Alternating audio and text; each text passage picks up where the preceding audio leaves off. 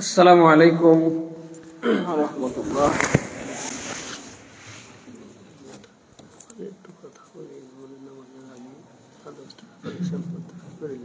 ঠিক আছে।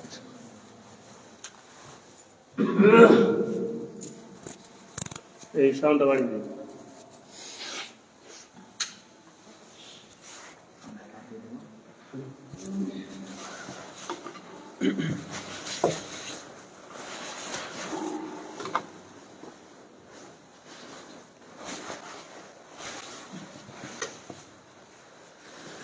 আল্লাহু আকবার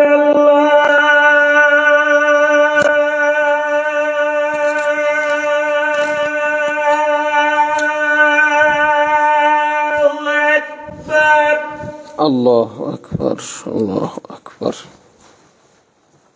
আল্লাহু আকবার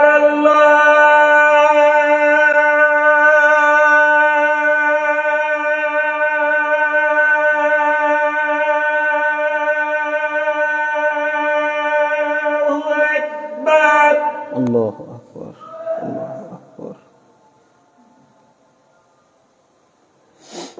আশহাদু আল্লা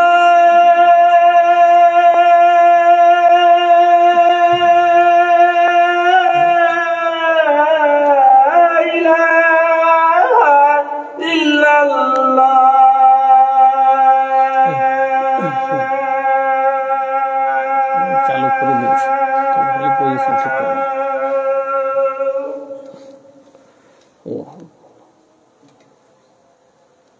আশহাদু আল্লা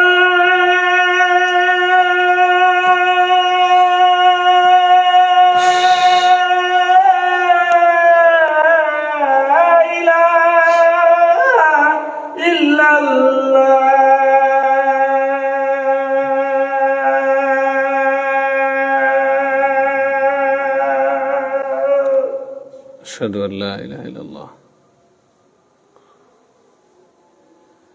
أشهد أن محمدا رسول أشهد أن محمدا رسول أشهد أن محمدا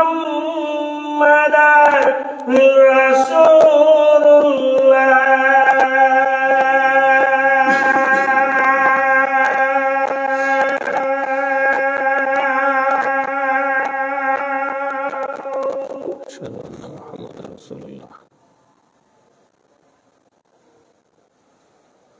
حي على الصلاة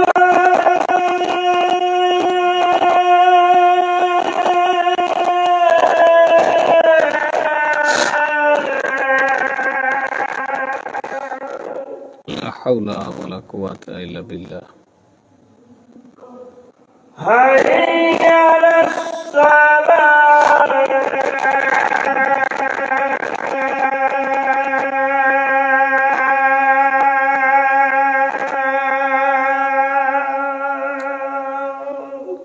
لا حول ولا قوة إلا بالله حي على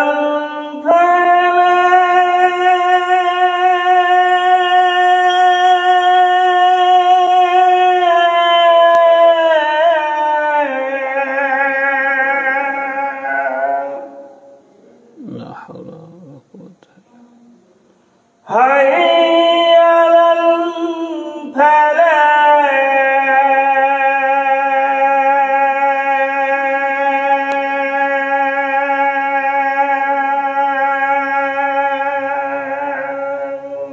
لا حول ولا قوة إلا بالله الله أكبر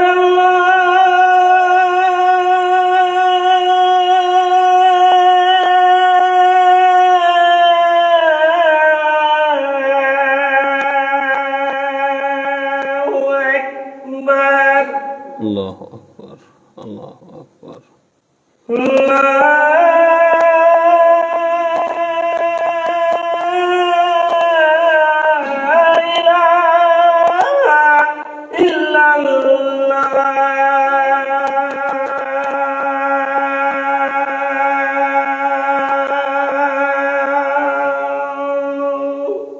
لا إله إلا الله.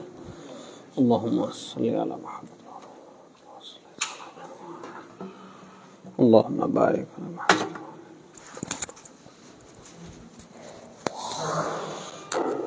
اللهم رب هذه الدعوة التامة والصلاة القائمة.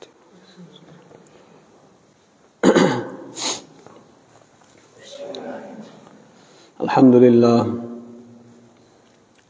لله نحمده ونستعينه ونستغفره ونؤمن به ونتوكل عليه ونعوذ بالله من شرور أنفسنا ومن سيئات أعمالنا. من يهده الله فلا مضل له ومن يضلله فلا هادي له. ونشهد أن لا إله إلا الله وحده لا شريك له. ونشهد أن محمدا عبده ورسوله. أما بعد فإن خير الحديث كتاب الله وخير الهدى هدى محمد صلى الله عليه وسلم. وشر الأمور محدثاتها وكل محدثة بدعة وكل بدعة ضلالة وكل ضلالة في النار. فقد قال الله تعالى في كلامه المجيد بعد أعوذ بالله من الشيطان الرجيم. يا أيها الذين آمنوا اتقوا الله حق تقاته ولا تموتن إلا وأنتم مسلمون. يا أيها الناس اتقوا ربكم الذي خلقكم من نفس واحدة وخلق منها زوجها وبث منهما رجالا كثيرا ونساء. واتقوا الله الذي تساءلون به والأرحام إن الله كان عليكم رقيبا. يا أيها الذين آمنوا اتقوا الله وقولوا قولا سديدا يصلح لكم أعمالكم ويغفر لكم ذنوبكم. ومن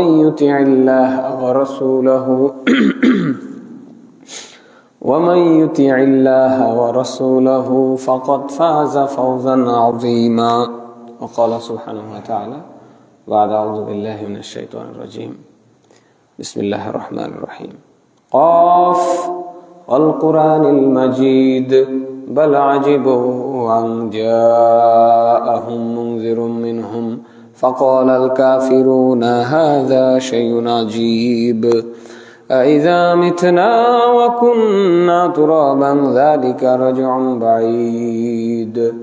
قد علمنا ما تنقص الأرض منهم وعندنا كتاب حفيظ. بل كذبوا بالحق لما جاءهم فهم في أمر مريج. أفلم ينظروا إلى السماء فوقهم كيف بنيناها وزيناها وما لها من فروج. والأرض مددناها وألقينا فيها رواسي وأنبتنا فيها من كل زوج بهيج تبصرة وذكرى لكل عبد منيب. ونزلنا من السماء ماء مباركا فأنبتنا به جنات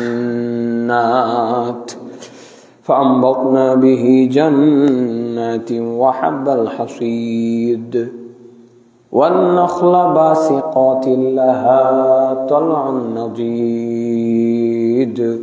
وقال سبحانه وتعالى وإذا سألتموهن متاعا فاسألوهن من وراء حجاب ذلكم أطهر لقلوبكم وقلوبهن. وعن جابر بن عبد الله الباجلي رضي الله عنه قال سألت رسول الله صلى الله عليه وسلم عن نظرة الفجأة فقال أصرف بصرك أن أصرف بصري أصرف بصرك. وفي رواية قال فأمرني أن أصرف بصري رواه البخاري ومسلم। যাবতীয় হামদ সানা গুণগান আল্লাহ রাব্বুল আলামিনের জন্য, যার অশেষ মেহেরবানিতে তার পবিত্র ঘরে পবিত্র দিনে জুমার খুতবা শোনার জন্য এবং জুমার সালাত আদায় করার জন্য আমরা একত্রিত হতে পেরেছি।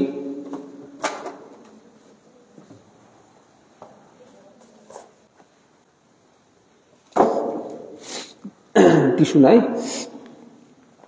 এজন্য আল্লাহ রাব্বুল আলামিনের দরবারে আমরা সবাই শুকরিয়া জানাই। আলহামদুলিল্লাহ।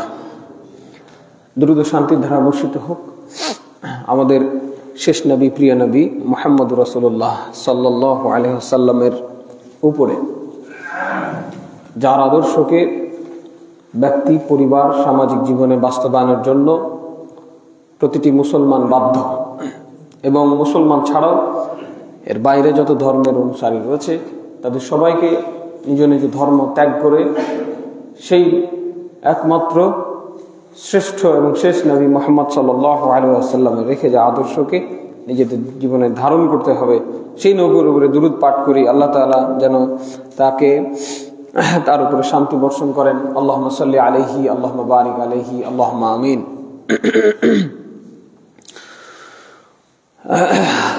শুরুতে আমি একটা আয়াত পাঠ করেছি, সূরা আহজাবের 53 নম্বর আয়াত। সেই আয়াতের আলোকে আজকের জুমায় আলোচ্য বিষয় হবে পর্দার বিধান। পর্দা একটি ফরজ বিধান। সালাত আদায় করা যেমন ফরজ, নামাজ পড়া যেটা আমরা বুঝি আঞ্চলিক ভাষায়, সিয়াম পালন করা অর্থাৎ রোজা রাখা যেমন ফরজ, বছরে একবার এক মাস, টাকা থাকলে যাকাত দিতে হবে যেমন ফরজ, হজ করতে হবে যেমন ফরজ, এগুলো বুনিয়াদি ফরজ। একইভাবে পর্দার যে বিধান রয়েছে সেই বিধান পালন করাও আমাদের জন্য ফরজ বিধান। এই ব্যাপারে আল্লাহ রাব্বুল আলামিন পবিত্র কোরআনের আহজাবের এই আয়াতকে পর্দার সরাসরি নাম ধরে বলেছেন, ওয়া ইজা সাআলতুমুহুন্না মাতাআন ফাসআলুহুন্না মিন ওয়ারাই হিজাব। যখন তোমরা নারীদের কাছে কোনো কিছু চাইবে, কোনো কথা বলবে, কোনো প্রয়োজন মেটাতে যাবে, তখন তাদের সাথে পর্দার অন্তরাল থেকে কথা বলবে। সূরা আহজাবের 53 নম্বর আয়াত। এখানে আল্লাহ তাআলা পর্দার বিধানকে ফরজ করেছেন। তো আমরা পর্দার বিধান সম্পর্কে জানা কেন জরুরি মনে করলাম, কারণ এই যে 31st নাইট গেল, 31শে ডিসেম্বর পার হয়ে 1 জানুয়ারি, এই বিজাতীয় সংস্কৃতি, পর্দার বিধান না জানার কারণে আমাদের সংস্কৃতিতে এই নোংরা বেহায়াপনা সংস্কৃতিটা ঢুকে গেছে। যদি আমাদের জায় জননী, আমাদের স্ত্রী সন্তান এই পর্দার বিধান সম্পর্কে জানতো, তাহলে তারা এই ন্যাক্কারজনক কাজে কখনো অংশগ্রহণ করতে পারতো না। একইভাবে পহেলা বৈশাখের যে নোংরামি, পুরোটাই ইসলামী পর্দা সংক্রান্ত বিধানের বিপরীত। এরপরে 14ই ফেব্রুয়ারিতে বিশেষ করে যুবক যুবতীরা যে বেহায়াপনাগুলো করে থাকে, এই সরকারি কলেজের গেটে ওই দিন ঢোকা যায় না, ওই জায়গায় জ্যাম লেগে থাকে। এবং সরকারি কলেজের যে স্টুডেন্ট লিস্ট আছে সেটা যদি আপনি ডাউনলোড করে নেন কোনোভাবে, সেটা যদি আপনি হাতে পান এবং দেখেন, 92% নয় 95% স্টুডেন্ট পাবেন সব মুসলমান। ওই জায়গায় ভিড় করছে মুসলমানের ছেলে মেয়েরা। হ্যাঁ, ওই একটা ফুল নিয়ে তার পছন্দের ছেলেকে গিয়ে দিবে, অথবা একটা ফুল নিয়ে তার পছন্দের কোনো মেয়েকে দিবে, হারাম প্রকাশ্যে। এগুলো হচ্ছে কেন? পর্দার বিধান সম্পর্কে তাদের জ্ঞান না থাকার কারণে। এছাড়াও আমরা যে বিয়ে বাড়িতে আনন্দের নামে যে সমস্ত বেলাল্লাপনা দেখতে পাই, হ্যাঁ, থুবড়া প্রথার নামে একটা মেয়েকে সাজিয়ে বসিয়ে রাখা হয়েছে সুন্দরী করে, এবং তার পাশে আরো কিছু মেয়ে সুন্দরী হয়ে সেজে আছে, এবং গ্রামের 3rd ক্লাস মানুষগুলো, কষ্ট লাগলেও কিছু করার নাই, এটাই বাস্তবতা, আল্লাহর বিধানকে বৃদ্ধাঙ্গুলি দেখিয়ে, কোরআনের আয়াতকে বৃদ্ধাঙ্গুলি দেখিয়ে এই একটা মজমা দাঁড় করায়, একটা স্টেজ বানিয়ে এবং বাইরে থেকে ভাড়াটে ওই ক্যামেরাম্যানকে নিয়ে এসে এইগুলোকে স্মৃতি ধারণ করা হয়। এগুলো সবই পর্দার বিধানের বিপরীত। এই জন্য আসলে আমাদের পর্দার বিধান সম্পর্কে জানতে হবে। এছাড়াও যে অবৈধ সম্পর্কের যে হিড়িক পড়েছে সমাজে, এগুলোর মূল কারণ হচ্ছে পর্দা সম্পর্কে অজ্ঞতা। এছাড়াও মাঠে ঘাটে মুসলিম নারীরা যেভাবে পর্দাহীন ভাবে এখন চলা শুরু করেছে, আসলে অদূর ভবিষ্যতে যে কি হবে বাংলাদেশের পরিবেশ, এই তৃতীয় বৃহত্তম মুসলিম রাষ্ট্রের হাল অবস্থা এখন 2024 সালে এরকম, না জানি 2034 সাল আস্তে আস্তে হাট বাজারের অবস্থা যে কি হতে পারে। লা হাওলা ওয়ালা কুওয়াতা ইল্লা বিল্লাহ। এই জন্যই আমরা মনে করলাম যে আসলে একটু চেষ্টা তো আমরা করতে পারি যে আমাদের মা বোনদেরকে, আমাদের ভাই ব্রাদারকে, আমাদের মুরব্বীদেরকে যদি একটু আল্লাহর বিধানটা জানাইতে পারতাম, হয়তো নিজেদেরকে আল্লাহর কাছে গিয়ে দাঁড় হতে হবে অবশ্যই। সেখানে গিয়ে হয়তো আল্লাহর কাছে একটু অজুহাত আমরা দাঁড় করাতে পারবো যে আল্লাহ, আমরা চেষ্টা করেছিলাম মানুষের বিষয়গুলো জানানোর। কেন জানতে হবে? একটা মৌলিক উসুল হচ্ছে মা লা ইয়াতিমুল ওয়াজিবু ইল্লা বিহি ফাহুয়া ওয়াজিবুন।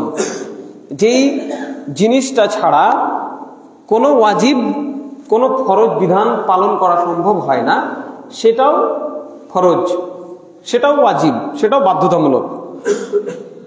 তাহলে পর্দা করব কতটুকু, কিভাবে পর্দা করতে হবে, কার সামনে পর্দা করতে হবে, কার সামনে পর্দা করতে হবে না, এই জিনিসগুলো আমাকে আগে জানতে হবে মানার আগে। যেহেতু পর্দা করা ফরজ, সেহেতু পর্দা সংক্রান্ত জ্ঞান অর্জন করাও ফরজ। এছাড়াও আমভাবে আমরা একটা হাদিস সবাই হয়তো মুখস্থ করে ফেলেছি যে রাসূল সাল্লাল্লাহু আলাইহি ওয়াসাল্লাম বলেছেন, তলাবুল ইলমি ফারিদাতুন আলা কুল্লি মুসলিম। প্রত্যেকটা মুসলমানের জন্যই ইসলামের জ্ঞান অর্জন করা ফরজ। তো আল্লাহ রাব্বুল আলামিন কি বললেন? সূরা আহজাবের 53 নম্বর আয়াত মুখস্থ রাখবেন, যেখানে আপনাকে, আপনার সন্তানকে, আপনার স্ত্রীকে, আপনার কন্যাকে, সবাইকে আল্লাহ তাআলা এই বিধানটা বাস্তবায়ন করার জন্য বলেছেন। ওয়া ইজা সাআলতুমুহুন্না মাতাআন ফাসআলুহুন্না মিন ওয়ারাই হিজাব। যখন তোমরা নারীদের সাথে কথা বলবে, প্রয়োজনীয় কোনো বিষয় চাইতে যাবে, তখন হিজাব পালন করবে, পর্দার বিধান পালন করবে, পর্দা লঙ্ঘন করবে না। এটি হলো পর্দা সংক্রান্ত আমাদের মুসলিম উম্মার জন্য একটি বিধান। আজকে এখানে মনে হয় একটা হিন্দু পাড়া আছে, মালোপাড়া, কুমারপাড়া। এখন হিন্দুর সংখ্যা কমছে, মুসলিমের সংখ্যা বাড়ছে।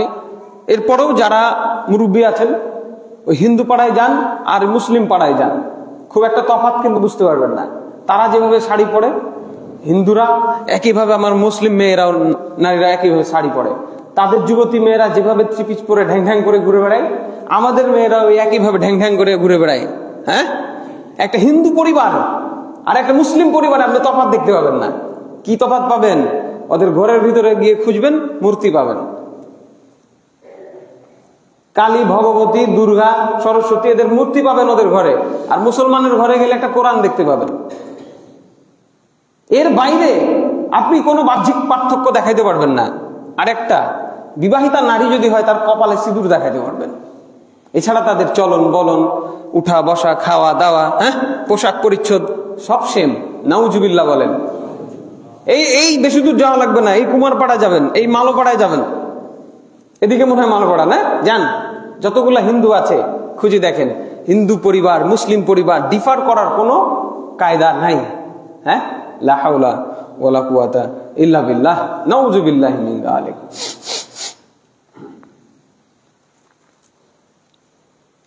আল্লাহ রাব্বুল আলামিন আমাদেরকে হুররিমাত আলাইকুম মাইতাতু ওয়া লাহমু ওয়াদ দামুল খিনজির, ওয়াদ দাম ওয়া লাহমুল খিনজির, তোমাদের জন্য হারাম করা হয়েছে মৃত প্রাণী খাওয়া, রক্ত খাওয়া আর শুকুর, শুয়োরের গোশত খাওয়া। কোরআন বলছে হিন্দুর বাড়িতে আপনি শুয়োরের গোশত পাইতে পারেন। কত হিন্দু আছে যারা নিচু জাতি, ওরা শুকুরের চাষবাস করে, লালন পালন করে এবং তারা ওইগুলো খায়।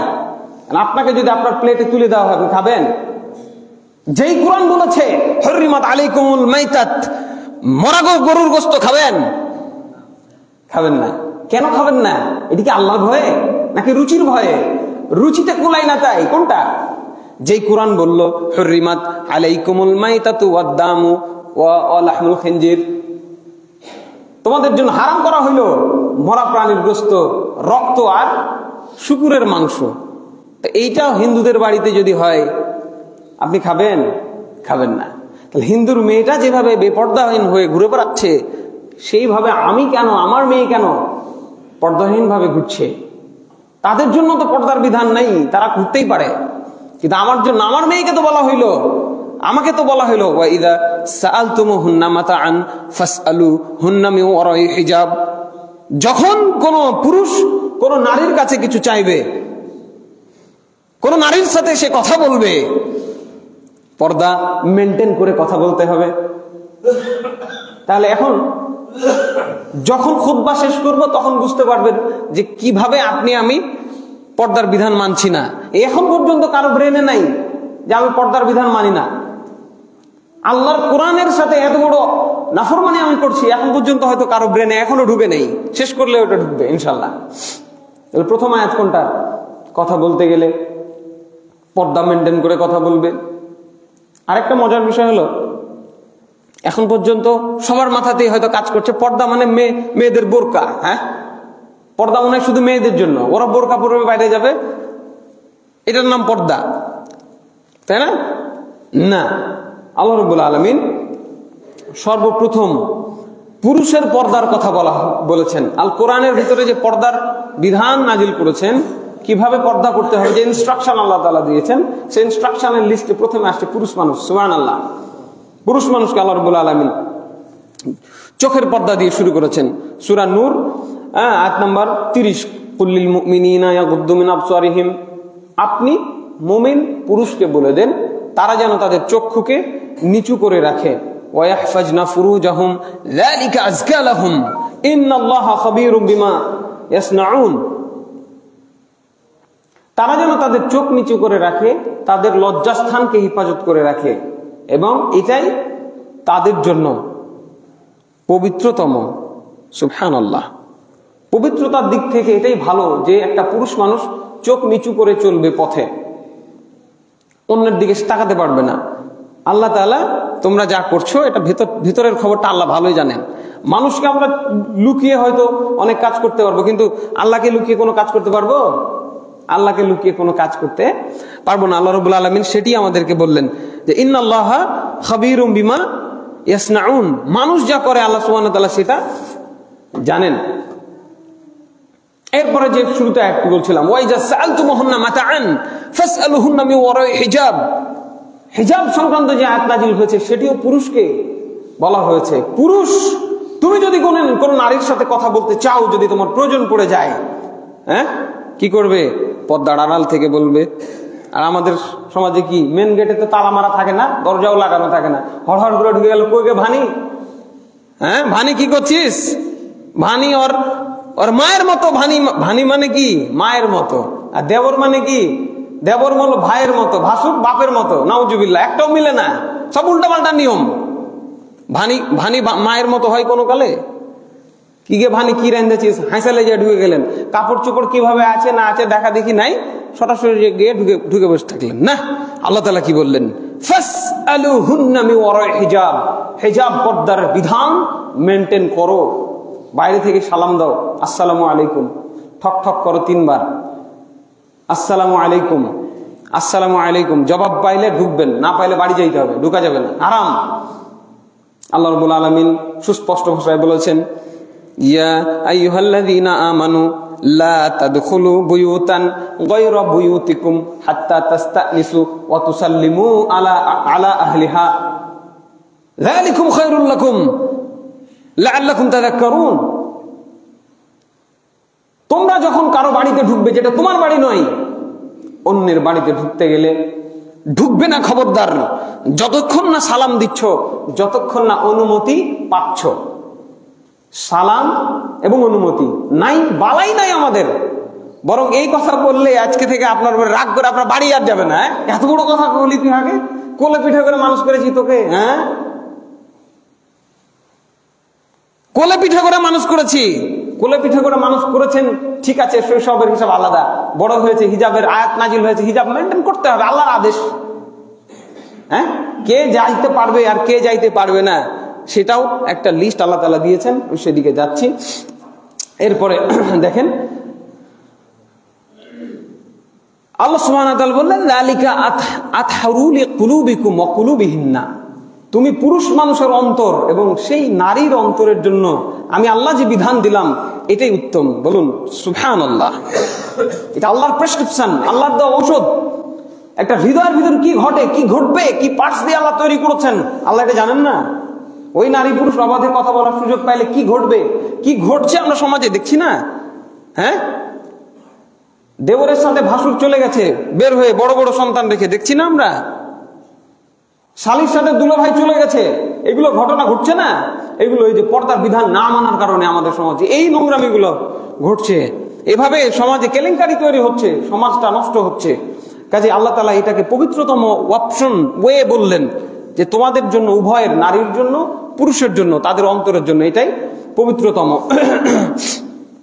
আলী রাদিয়াল্লাহু আনহুকে আল্লাহ রাসূল সাল্লাল্লাহু আলাইহি সাল্লাম বললেন যে, হে আলী, তুমি দৃষ্টির উপরে দৃষ্টি ফেলবা না, চোখ পড়ে গেলে আবার চোখ ফেলবা না। চোখ পড়েছে নামায় নিতে, আল্লাহ বললেন না নামায় নিবা, তো যদি পড়েই যায় তাহলে আবার দ্বিতীয়বার তুমি চোখ ফেলবা না, কারণ প্রথমবার তোমার জন্য ক্ষমা, দ্বিতীয়বারে ক্ষমা নাই। সুবহানাল্লাহ। আলী রাদিয়াল্লাহু আনহু এত বড় সাহাবী, তিনি খলিফা ছিলেন, 4 খলিফার 1 খলিফা, আল্লাহ রাসূলের জামাই ছিলেন, তাকে পর্যন্ত আল্লাহ রাসূল বললেন, ছাড় দিলেন না, আলী খবরদার, একবার কোনো মেয়ের দিকে চোখ পড়লে দ্বিতীয়বার তাকাবা না, দ্বিতীয়বার তোমার জন্য ক্ষমা হবে না। পুরুষের পর্দা পাওয়া গেল, নারীর পর্দা এখনো আসি নাই। পুরুষেরই পর্দা বললাম এতক্ষণ ধরে, 2-3টা আয়াত, একটা হাদিস। এরপরে ইমাম মুসলিম রাহিমাহুল্লাহ এবং ইমাম আবু দাউদ রাহিমাহুল্লাহ তাদের গ্রন্থের মধ্যে দুজনে একটা হাদিস এনেছেন। জারির ইবনে আব্দুল্লাহ বাজিলি রাদিয়াল্লাহু আনহু قال সাআলতু রাসূলুল্লাহ সাল্লাল্লাহু আলাইহি সাল্লাম, আমি আল্লাহ রাসূল সাল্লাল্লাহু আলাইহি সাল্লামকে জিজ্ঞাসা করলাম। জারির ইবনে আব্দুল্লাহ বাজিলি রাদিয়াল্লাহু আনহু বলছেন, আন নাযরাতিল ফাজআতি ফাকাল আসরিফ বাসারাক, নারীদের দিকে যদি চোখ পড়ে যায় কোনো কারণে, চলতে ফিরতে তো হয়, এরকম হয় না? বাজার ঘাটে দোকানদারি করছেন, চাকরি বাকরি করছেন, রিক্সাতে যাচ্ছেন, মোটরসাইকেলে যাচ্ছেন, চোখ পড়ে গেল। আপনার মেয়ে তো ভালো মেয়ে, আলহামদুলিল্লাহ, আপনার মা ভালো মহিলা, বাড়ির বাইরে যায় না, কিন্তু সবার মা মেয়ে তো আর ভালো না, তাই না? ওই হিন্দুর মেয়েও তো আছে, তারা বাইরে তো যাবে সাজগোজ করে। আপনি তো আর পিটায় ওরা তাদেরকে ঘরের মধ্যে ঢুকে দিতে পারবেন না, সেই অধিকার তো আল্লাহ দেয় নাই যে আপনি জোর করে বাধ্য করে কাউকে পিটিয়ে পর্দা করাবেন। তাহলে এই বেপর্দা মহিলার দিকে যদি চোখ পড়ে যায়, সুবহানাল্লাহ, ইসলাম কত সুন্দর ধর্ম, কিভাবে আমাদেরকে ট্রেন্ড আপ করেছে প্রতিটি বিষয়ে। কি করব? আল্লাহ রাসূল সাল্লাল্লাহু আলাইহি সাল্লাম বললেন, চোখ নিচে করে রাখবে। দায়িত্ব দিলেন, তুমি পুরুষ মানুষ, তোমার চোখ পড়ে গেছে, চোখ নিচে করে নাও। অফি রিওয়ায়াতিন ক্বাল ফাআমারানি আন আসরিফ বাসারি, অন্য একটা রিওয়ায়াতে আসছে যে আল্লাহ রাসূল আমাকে আদেশ করলেন চোখ নিচে করে রাখবে, আদেশ। গোটা পৃথিবীর মানুষ উলঙ্গ হয়ে ঘুরে বেড়াক, তোমার কাজ হলো তুমি চোখ নিচে করে রাখবা। হ্যাঁ, নারী খারাপ তাই আমি খারাপ হব, এই সুযোগ হ্যাঁ আল্লাহ রাসূল সাল্লাল্লাহু আলাইহি সাল্লাম দেন নাই, আল্লাহ রাব্বুল আলামিন দেন নাই আমাদের জন্য। ইসলাম আমাদেরকে এই সুযোগ দেয় নাই। আমাদের নিজেদের জায়গা থেকে নিজেদেরকে পর্দার বিধান সম্পর্কে জানতে হবে এবং মানতে হবে। এবারে আসি নারীদের ক্ষেত্রে। নারীদেরকে আল্লাহ রাব্বুল আলামিন এবার বলছেন পরে, ওয়াকুল্লিল মুমিনাতি ইয়াগুযুদনা মিন আবসারিহিন্না ওয়া ইয়াহফাজনা ফুরুজাহুন, আপনি মুমিনা নারীদেরকে বলে দেন তারা যেন তাদের চক্ষুকে নিচে রাখে এবং তাদের লজ্জাস্থানের হেফাজত করে, নিজেকে যাতে তারা ঢেকে রাখে। ওয়ালা ইউবদিনা জিনাতাহুন্না ইল্লা মা যহরা মিনহা, তারা যেন তাদের সৌন্দর্যকে, যেটা স্বাভাবিকভাবে প্রকাশ পেয়ে যায়, এটা ছাড়া খাস করে স্পেশালাইজড করে যেন নিজেকে সৌন্দর্য মণ্ডিত করে অন্যের সামনে প্রকাশ না করে। ওই কুয়া থেকে পানি তুলে খাবেন, বাড়িতে স্বামী নাই, আপনাকেই যাওয়া লাগবে, উপায় নাই। ওই কুয়া থেকে পানি তুলতে গিয়ে তো নিজেকে যাওয়া লাগে, তুলতে গিয়ে তো কিছুটা সৌন্দর্য প্রকাশ পাই। আপনি কি ওই মেকআপ করে ওখানে যান? কুয়ার পানি, কলের পানি চাপতে গিয়ে মেকআপ করে যাবেন? আগের জামানায় এরকম টয়লেট ছিল না, আগের টয়লেট ছিল বাগানে, বাঁশ ঝাড়ের পেছনে। তো ওই বাঁশ ঝাড়ের পেছনে আপনি টয়লেটে যাবেন, তখন তো আর আপনি সেজে গুজে যাবেন না, তাই না? তখন তো যতটুকু প্রকাশিত হওয়ার হবেই। সাহাবায়ের কেরামের জীবন নিয়ে চিন্তা করে দেখতে হবে, তাহলে বুঝতে পারবেন আয়াতটা কি বলতে চাচ্ছে। ইল্লা মা জহরা মিনহা, যতটুকু প্রকাশ পেয়ে যায়। তরকারি করছেন কি বোরখা পরে, হাত মোজা পা মোজা পরে তরকারি কুটবেন? হ্যাঁ, কাজ করতে গিয়ে হাতের কবজিটা বের হবে, আর সারাক্ষণ কি ওই মুখ ডেকে থাকতে পারবেন? একটা মানুষ, একটা মহিলা মানুষ মুখ খুলে খুলে বাসায় কাজ করছেন, যদিও মুখ খোলা না খোলা নিয়ে একটা বড় বিতর্ক আছে, সেই বিতর্কের সমাধান এই মেম্বারের দ্বারা সম্ভব না। তবে এখানে আমরা এতটুকু বলতে চাইলাম যে ইল্লা মা জহরা মিনহা, আল্লাহ যতটুকু অনুমতি দিয়েছেন সৌন্দর্য, যেটা অটোমেটিক প্রকাশ পেয়ে যায়। নিজেকে একেবারে বিউটি পার্লারে গিয়ে অথবা কোনো সাজসজ্জায় এক্সপার্ট মহিলাকে ডেকে এনে সুন্দরী হয়ে সেজে গুজে ওই থুবড়া খাইতে বসে গেলাম, হ্যাঁ হইলো? এই আয়াতের সাথে মিলল কথাটা, ইল্লা মা জহরা মিনহা। তারপরে তিনি কি বললেন? ওয়ালা ইয়াদরিবনা বিখুমুরিহিন্না আলা জুয়ুবিহিন্না, একটা খেমার যেন নাই। খেমার মানে যেটা দিয়ে নিজেকে ঢাকা যাবে। আয়েশা রাদিয়াল্লাহু আনহা বলছেন যে আমরা যখন ওই কি বলে হজ্জে যাইতাম, হজ্জে গেলে তো মুখ খুলে রাখা যায়, মুখ খুলে রাখা যায় না, মুখ খুলে রাখতে হয় মহিলাদেরকে হজ্জে তাওয়াফ করার সময়। কিন্তু পুরুষ মানুষ আসলে আমরা আবার চেহারাটাকে ঢেকে ফেলতাম। তারা যেন এক্সট্রা চাদর দিয়ে নিজেদেরকে পুরোটা আলা জুয়ুবহিন্না, এই জুয়ুবের উপরে যাতে লটকায়া দেয়। এখন জুয়ুব মানে এক একজন এক এক ভাবে বুঝেছেন, তবে এখানে সব থেকে যেটা গ্রহণযোগ্য মত সেটা হলো চেহারা, বুক, এই জায়গাগুলোকে, ঘাড়, এগুলোকে সুন্দর করে চাদর দিয়ে আবৃত করতে হবে, যেভাবে আমাদের দাদি নানীরা এখনো করে। হ্যাঁ, খুবই দুঃখ লাগে, দাদি নারীরা যেভাবে পর্দা করে কোরআন সেভাবে পর্দা করতে বলেছে। সুবহানাল্লাহ। কাকে বলেছে? ওই 16 বছরের হাইজ প্রাপ্তা নারীটাকে বলেছে যে তুমি এভাবে পর্দা করবা। সে ঢ্যাং ঢ্যাং করে ঘুরে বেড়ায়, আর তার দাদি আর তার নানি যার পর্দার বিধান নাই, দরকার নাই, আল্লাহ বলছে করলে করলো, না করলে কোনো গুনাহ হবে না। এই বয়সে, নানির বয়সে, দাদির বয়সে যার বিয়ে দিলে বাচ্চা কাচ্চা হবে না, থুতথুরে বুড়া বুড়া মহিলা, এর পর্দা চাইলে সে করবে, ঐচ্ছিক ব্যাপার। ভদ্র মহিলারা তারপরেও করবে, খুলবে না কারো সামনে চেহারা। সারা জীবন যে চেহারা আমি কাউকে দেখাই নাই, এই বুড়াতি কালে দেখাবো না, কিন্তু তার জন্য এটা জরুরি নয়। এই কাজটা ছিল আমার ওই 13 বছর 16 বছরের বয়সী মেয়েটার জন্য। সে দাদির পাশে ঢ্যাং ঢ্যাং করে সেজে গুজে ঘুরছে, আর দাদি পর্দা করে থাকছে। হ্যাঁ, আল্লাহ তাআলা বললেন যেন তারা এক্সট্রা একটা খেমার তাদের জুয়ুবের উপরে, তাদের মুখমণ্ডল, তাদের বক্ষ, তাদের ঘাড়, গলা, এগুলোতে যাতে তারা জড়িয়ে নেয়। এরপরে দেখেন আল্লাহ রাব্বুল আলামিন নবীর স্ত্রীকে পর্যন্ত ছাড় দেন নাই। নবীর স্ত্রী এই উম্মতে মুহাম্মাদের প্রথম সারির মহিলা, তারা আল্লাহর নবীর জন্য এই পর্দার বিধান বাধ্যতামূলক ছিল। সুবহানাল্লাহ। তাকে মানতে হবে, উম্মতকে মেনে দেখায় দিতে হবে যে কিভাবে পর্দার বিধান মানতে হয়। ইয়া নিসান নবী লাস্তুন্না কাআহাদিম মিনান নিসাই ইন ইত্তাকাইতুন্না ফালা তাখদা'না বিল কওল। হে নারী, হে নবীর স্ত্রীরা, তোমরা আর 5টা নারীর মতো নও, অন্য নারীদের মতো নও তোমরা। মানে কি? তোমরা স্পেশাল নারী, তোমাদের দেখে জাতি শিখবে, তোমরা ভদ্র নম্র, তোমাদের থেকে মানুষ শিখবে কিভাবে পর্দা করতে হয়, তাই না? তোমরা অন্য নারীদের মতো নও। ইনিত্তাকাইতুন্না ফালা তাখদা'না বিল কওল। যদি তোমরা সত্যিকারী পরহেজগার ভালো নারী হয়ে থাকো, কথা বলার সময় কণ্ঠ নরম করবে না। সুবহানাল্লাহ। নরম সুরে কথা বলতে পারবে না তোমরা। হ্যাঁ, দুলা ভাই আসেন, আপনার ভাই তো বাড়িতে নাই, আপনি তো আশায় ছেড়ে দিয়েছেন আমাদের বাড়ি। হ্যাঁ, ভাই বাড়িতে নাই, ওই মরদ লোকের ঢুকাই হারাম বাড়ির ভেতর। হ্যাঁ, লা ইয়াখলাউনা রাজুলুম বিইমরাতিন ইল্লা কানা সালিসুহা শায়াতিন। কোন নারী, কোন পুরুষ এক জায়গায় থাকবে, তৃতীয় জন শয়তান। সুবহানাল্লাহ। 2 জনের মধ্যে তৃতীয় জন শয়তান হিসেবে থাকে। সেখানে আপনার বাড়িতে ভাই নাই, তাহলে তো আমার যাওয়াই হারাম গো। হ্যাঁ, ওই বাড়ির মেয়ে যদি ভদ্র হয়, ভালো হয়, সে কর্কশ কণ্ঠে বলবে, কি খবর, এই সময় আসছেন কেন, জানেন না এই সময় আপনার ভাই বাড়ির বাইরে থাকে, যখন আসবে তখন আসেন, যাতে জীবনে কোনোদিন আর সাহস না করে, রে বাপরে এই বাড়িতে যাওয়া যাবে না। আপনার বদনাম হয়ে যাক, গোটা পাড়া জুড়ে বদনাম হয়ে যাক, যে মহিলাটা কত খারাপ, ওর বাড়ি গেছিলাম তো ঢুকতে দিল না। হ্যাঁ, পুরো পাড়া যদি আপনাকে খারাপ বলতে পারে, তাহলে আপনি আল্লাহর কাছে ভালো হলেন, আলহামদুলিল্লাহ। তাহলে আপনি পর্দাশীলা মহিলা হলেন। আর যদি বলেন ভাই আসেন, বাড়ির দিকে আসেন, হ্যাঁ চা খেয়ে যান, আর আপনিও বেহায়া লোক ঢুকে গেলেন ঢ্যাং ঢ্যাং করে গিয়ে চা খেয়ে চলে আসলেন, হ্যাঁ জবাব দিতে হবে বিচারের কাঠগড়ায় আপনাকে। কেন ঢুকেছেন আপনি? যেই বাড়িতে পুরুষ মানুষ নাই, ওই বাড়িতে কোনো মহিলার সাথে কোনো পুরুষ মানুষ একত্রে অবস্থান করতে পারে না, হারাম। লাস্তুন্নাকা আহাদিম মিনান নিসা, নবীর স্ত্রীদেরকে বলছেন তোমরা তো অন্য নারীদের মতো নাও, তোমরা যখন কথা বলবে কণ্ঠ নরম করে কথা বলবে না। মেয়েদের কণ্ঠ এতটাই বিষাক্ত, যে কোনো শক্তিশালী পুরুষ এখানে বিপদে পড়তে বাধ্য। হ্যাঁ, আল্লাহ তাআলা বলেছেন যে ইন্না নিসায়ে হাবাইলুশ শাইতান। আল্লাহ রাসূল বলছেন নারীরা হচ্ছে শয়তানের জাল। নারীদের কণ্ঠকে আল্লাহ ওইভাবে তৈরি করেছেন যে কোনো পুরুষ এখানে বিপদে পড়তে পারে না।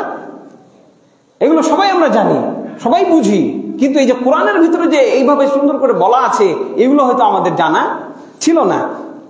তারপরে ফায়াতমা আল্লাযী ফি কলবিহি মারাদ, আল্লাহ কারণটাও বলে দিলেন, যাদের অন্তরের ভেতরে রোগ রয়েছে, নারীদের প্রতি দুর্বলতা রয়েছে, তারা এখানে প্রলুব্ধ হতে পারে। এই জন্য তাদের সাথে কথা বলার সময় কর্কশ কণ্ঠে কথা বলতে হবে। অকুলনা কাউলা মারুফা, যতটুক দরকার ততটুক বলবে। ভাই বাড়িতে আছে না, এক কথায় উত্তর শেষ। এর বেশি কথা বলার কোনো এখতিয়ার আপনার, মহিলা মানুষ আপনার নাই। আছে না, অনেক মহিলা আছে আমাদের, একটা কথা জিজ্ঞেস করবেন 10টা কথার উত্তর দিয়ে বসে থাকবে। যেটা দরকার সেটাও বলবে, যেটা দরকার নয় সেটাও বলবে না। আল্লাহ তাআলা কি বললেন? অকুলনা কাউলা মারুফা, যতটুকু প্রয়োজনীয় কথাটুকু বলবে, ন্যায্য ন্যায়সঙ্গত কথাটুকু বলবে, যেটা বলাই লাগবে। বিপদ তো আর বলে আসে না, তাই না? কত রকমের বিপদ হতে পারে, সেক্ষেত্রে তো কথা বলতেই হবে, যতটুক দরকার ততটুক। এরপরে আল্লাহ রাব্বুল আলামিন এবার তার স্ত্রীদেরকে তো বললেন, নবীদের স্ত্রীদেরকে, এবার নবীর মাধ্যমে সারা পৃথিবীতে যত মহিলা আছে তাদেরকে এবার বলে দিলেন, ইয়া আইয়ুহান নবী কুল লিআজওয়াজিকা ওয়া বানাতিকা ওয়া নিসাইল মুমিনিনা ইউদনিনা আলাইহিন্না মিন জালাবিবিহিন। হে নবী, আপনি আপনার স্ত্রীদেরকে, আপনার কন্যাদেরকে এবং এই সমাজের যত নারী রয়েছে সবাইকে বলে দেন তারা যেন এক্সট্রা চাদর নিয়ে, তাদের জিলবাব দিয়ে তাদের উপরে তারা সেটাকে বাড়তি কাপড় হিসেবে ঝুলিয়ে রাখে। কথা বুঝেছেন? আপনি সালোয়ার কামিজ পরেছেন, এর উপরে একটা ওড়না পড়তে হবে, এটা বললেন ওড়না। তবে ওই ওড়না এই যে গলার মধ্যে পেঁচিয়ে রাখা ওড়না নয়, এই ওড়না হতে হবে এত বড় যে ওড়না দিয়ে আপনি নিজেকে পুরোটা ঢাকতে পারবেন, জিলবাব। আয়েশা রাদিয়াল্লাহু আনহা এক সফরে আল্লাহ রাসূলের সাথে ছিলেন সাল্লাল্লাহু আলাইহি সাল্লাম।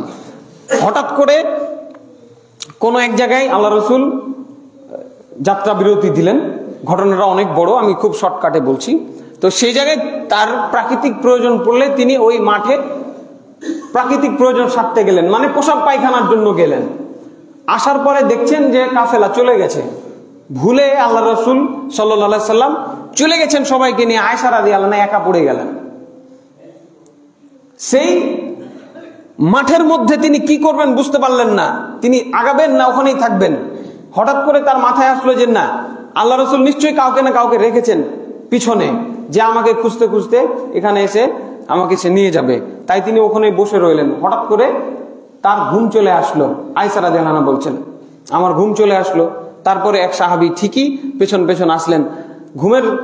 ঘুমের মধ্যে তার চেহারা থেকে কাপড়টা সরে গেছিল, জিলবাব সরে গেছিল। তিনি তাকে দেখা মাত্রই আল্লাহু আকবার, ইন্না লিল্লাহি ওয়া ইন্না ইলাইহি রাজিউন বললেন। বিপদে পড়লে এটা বলতে হয়, এটা শুধুমাত্র মানুষ মারা গেলে বলতে হয় এমন বিধান নয়। কোন বিপদ আসলে মানুষ এই কথাটা বলবে, ইন্না লিল্লাহি ওয়া ইন্না ইলাইহি রাজিউন বলা মাত্রই আমি চট করে উঠে ফাখাম্মারতু ওয়াজহিয়া বিজিলবাবি, আমার জিলবাব দিয়ে আমি আমার চেহারাটাকে খাম্মারতু ঢেকে ফেললাম। আয়েশা রাদিয়াল্লাহু আনহা পর্দা করে দেখালেন আল্লাহ রাসূলের স্ত্রী। আল্লাহ রাসূল সাল্লাল্লাহু আলাইহি সাল্লামকে আল্লাহ যে আদেশ করেছেন, আপনার স্ত্রীকে বলে দেন যেন সে পর্দা করে থাকে, ইউদনিনা আলাইহিন্না মিন জালাবিবিহিন্না, তার জিলবাব দিয়ে যেন তিনি নিজের গায়ের উপর এক্সট্রা ভাবে জড়িয়ে রাখেন। কিভাবে জড়ালেন? কিভাবে? ফাখাম্মারতু ওয়াজহিয়া বিজিলবাবি। এই পর্দার বিধান নাজিলের আগে সে আমাকে একবার দেখেছিল, তাই সে আমাকে চিনতে পেরেছে। চেনার পরে সে আমাকে বলেনি, আম্মা জান আয়েশা রাদিয়াল্লাহু আনহা আপনি এখানে কি করছেন, তিনি এই প্রশ্ন করেননি। সেই সাহাবী শুধুমাত্র বলেছেন, ইন্না লিল্লাহি ওয়া ইন্না ইলাইহি রাজিউন। আল্লাহ রাসূলের স্ত্রীকে একা দেখে আল্লাহ রাসূলের স্ত্রী কি করলেন? খাম্মারতু ওয়াজহিয়া বিজিলবাবি, আমার জিলবাব দিয়ে চেহারাটা ঢেকে ফেললাম। এই আদেশ আল্লাহ তাআলা করেছেন মুমিন নারীদেরকে, হে মা, হে বোন, আপনি যদি নবীর স্ত্রীদের মতো সম্মানিত হতে চান, আপনি আপনার চেহারাটা ঢেকে রাখবেন, কোন পুরুষকে দেখাবেন না। চিন্তা করেছেন এই সাহাবী কোনোদিন দেখে নাই, পর্দার আয়াত নাজিল হওয়ার পরে একই গ্রামে বসবাস করে, কোনোদিন দেখে নাই। পর্দার আয়াত নাজিল হওয়ার আগে দেখেছিল বলে তাকে তিনি চিনতে পারলেন। তারপরে তিনি বললেন, ওয়াল্লাহে, আল্লাহর কসম, ওয়াল্লাহে, আল্লাহর কসম, আর একটা কথাও আমি তার সাথে বলি নাই। পুরো রাস্তা আমি চলে গেলাম, সে উটটা নামায় দিল, উটের উপর আমি চড়লাম, তিনি আমার উটের দড়ি ধরে নিয়ে চলে গেল। পরে তো এটা নিয়ে কথা অনেক উৎসাহ রটানো হলো। আয়েশা রাদিয়াল্লাহু আনহা নাউজুবিল্লাহ ওই সাহাবীর সাথে জিনা করেছে, নাউজুবিল্লাহ। এই বিধান তিনি পালন করে দেখালেন। এরপরও এই নেমখারাম নালায়েক জাতি তার নামে মিথ্যা রটায় দিল যে ওই সাহাবীর সাথে তার প্রীতি আছে, নাউজুবিল্লাহ। হ্যাঁ, আমাদের সন্তানেরা ওপেন রাস্তাঘাটে প্রীতি করে, তাদেরকে বলার কেউ নাই। নবীর স্ত্রীকে পর্যন্ত এত বড় অপবাদ লেপন করা হলো। মাসের পর মাস চলে গেল, পরে আল্লাহ তাআলা আয়াত নাজিল করে দিয়ে আল্লাহ রাসূল সাল্লাল্লাহু আলাইহি সাল্লামকে জানিয়ে দিলেন, তোমার স্ত্রী পবিত্র নারী। সুবহানাল্লাহ। এই পবিত্র নারীর সার্টিফিকেট আপনার স্ত্রী, আপনার মা, আপনার সন্তান পেতে পারে কিনা, এতটুকু আপনাকে চিন্তা করতে হবে। এই যে সার্টিফিকেট আল্লাহ তাআলা আসমান থেকে নাজিল করলেন, জীবনে কোনোদিন চেহারা দেখান নেই, কোনোদিন তার সাথে কথা বলে নাই, এরপরও তার কাছে এইভাবে মানুষ তাদেরকে অপবাদ লেপন করলেন। নবীর স্ত্রী পর্যন্ত ছাড় দেওয়া হয় নাই। আমার আপনার স্ত্রীদেরকে আরো কত সতর্ক হওয়া দরকার, এই পর্দার বিধান সম্পর্কে আমাদের জ্ঞান অর্জন করা কতটা জরুরি দরকার। আল্লাহ রাব্বুল আলামিন যেন আমাদেরকে এই আলোচনা বুঝার তৌফিক দান করেন, আল্লাহুম্মা আমিন। আজকে বোঝানোর চেষ্টা করলাম যে একজন নারীকে, একজন পুরুষকে, উভয়কে পর্দার বিধান মেনে চলতে হবে, উভয়কে পর্দার বিধান সম্পর্কে পরিপূর্ণভাবে জানতে হবে। এই পর্দার বিধান সম্পর্কে অবহেলা করার কোনো অবকাশ নাই। যেভাবে যেই কোরআনের মাধ্যমে হররিমাত আলাইকুমুল মাইতাতা ওয়াদ দাম ওয়াল লাহমুল খানজির বলা হয়েছে, মরা প্রাণীর গোশত, রক্ত এবং শূকরের মাংস খাওয়া হারাম, একইভাবে বেপরদা হওয়া হারাম এই কোরআনের মাধ্যমে করা হয়েছে। যে হিন্দুরা নানা রকমের বেহায়াপনায় লিপ্ত রয়েছে, তারা ওই শূকরের গোশত খেতে দিলে যেমন আপনি খাবেন না, তাদের থেকে আসা এই সমস্ত পর্দা বিরোধী, শরীয়ত বিরোধী কার্যকলাপে আপনি যাবেন না, আপনার সন্তান যাবে না, আপনার মেয়ে যাবে না, 31st নাইটের এই মহোৎসবে তারা যাবে না, সেখানে নাচ গান করতে, পর্দাহীন হয়ে সেখানে নাচ গান করতে তারা যাবে না। তারা পহেলা বৈশাখে লাল পাড়ের কালো সাদা শাড়ি পরে ওই বটের গাছের তলায় পান্তা ইলিশ খেতে যাবে না। যদি সে মুসলিম হয়, যদি মুসলিম ঘরের কন্যা হয়, যাবে না, সে যাবে না বিয়ে বাড়িতে। খবরদার, বিয়ে বাড়িতে আপনার মেয়ে থুবড়ার নামে, এই সমস্ত গায়ে হলুদের নামে ওইখানে সেজে গুজে বসবে না। যদি আপনার মেয়ে মুসলমানের মেয়ে হয়, দাবি রেখে যাচ্ছি, প্লিজ এই কাজটা করবেন না, করতে দিবেন না। যত বাড়িতে এই ধরনের আয়োজন হবে, তাদের প্রত্যেকের ঈমানকে নবায়ন করতে হবে, কারণ তারা কোরআনের সাথে নিমখারামি করেছে, কোরআনের বিধানকে বিধানগুলি দেখিয়েছে। ইল্লা মা কদ সালাফ, যা হয়ে গেছে হয়ে গেছে। এগুলোর জন্য আল্লাহ তাআলা আমাদের মাফ করে দিন, আল্লাহুম্মা আমিন। আজকে খুতবা শুনেছেন, আজকের পর থেকে যদি আপনার বাড়িতে এই ধরনের বিবাহকে উপলক্ষ করে গায়ে হলুদের অনুষ্ঠান হয়, সেখানে 7 গ্রামের মহিলারা এসে সেজেগুজে বসে থাকে, আপনি আল্লাহর বিধানকে বিধানগুলি দেখিয়েছেন, আখেরাতে আপনাকে অবশ্যই মুনাফিক হয়ে আল্লাহর কাঠগড়ায় দাঁড়াতে হবে। আল্লাহ রাব্বুল আলামিন যেন আমাদেরকে হেফাজত করেন, আল্লাহুম্মা আমিন। পর্দার বিধান সংক্রান্ত বিষয়গুলোকে যথাযথভাবে মূল্যায়ন করার, মেনে চলার তৌফিক দান করেন, আল্লাহুম্মা আমিন। ওয়া আকুলু কওলি হাযা ওয়া আস্তাগফিরুল্লাহ লি ওয়া লাকুম ওয়া লিসাইরিল মুসলিমিন ফাস্তাগফিরুহু ইন্নাহু হুয়াল গফুর।